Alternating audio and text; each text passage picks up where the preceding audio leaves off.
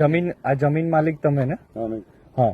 હવે આ જે પુરાણ છે એ કયા ભાવાર્થે થઈ રહ્યું છે? મતલબ કંઈક તમે ડેવલપ કરવાના છો કે એવું? ડેવલપ કરવાનું.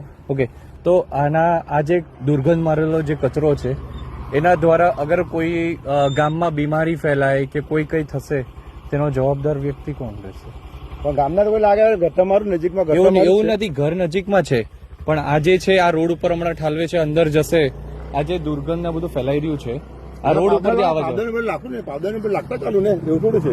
જીપીસીબી ની કોઈ પ્રકારની પરમિશન લીધી ખરી? એવું તો કોઈ નહીં લીધી. કોઈ નહીં લીધી.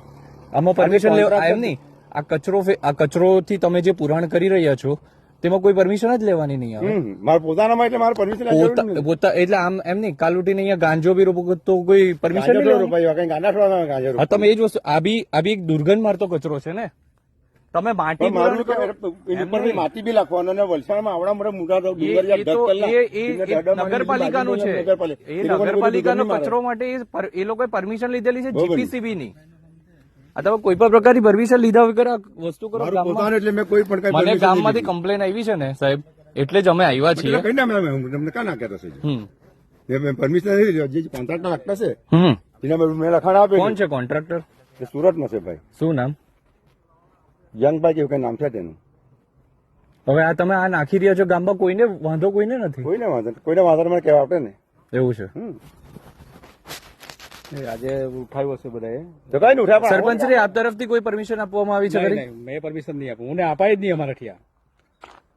તો આ અંગે તમે કશે જાણ કરી ખરી? હવે જાણ કરવાની છે. પોલીસ વાળા ખબર નહીં કોઈ પોલીસ વાળાને ફોન કરી. હવે અમે દરેક જગ્યાએ હવે એપ્લિકેશન આપવાનું છે.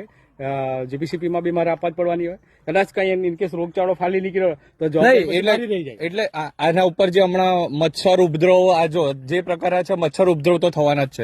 જો કાલ ઉઠીને કોઈ પ્લેટ જેવો ભયંકર બીમારી ગામમાં ફાટી નીકળી તેનો જવાબદાર વ્યક્તિ કોણ રહેશે? તમારી જવાબદારી રહે. એટલે તો પછી આ તમારે અટકાવવું જરૂરી હતું ને. એટલે મેં આપડે ત્યારે તારે મને પણ હાના કારણ લખાણ મને બી આપજો. મને લખાણ બી તું આપજે. કારણ કે ગામના મેઇન અગ્રણી તમે ગણાવો. આવી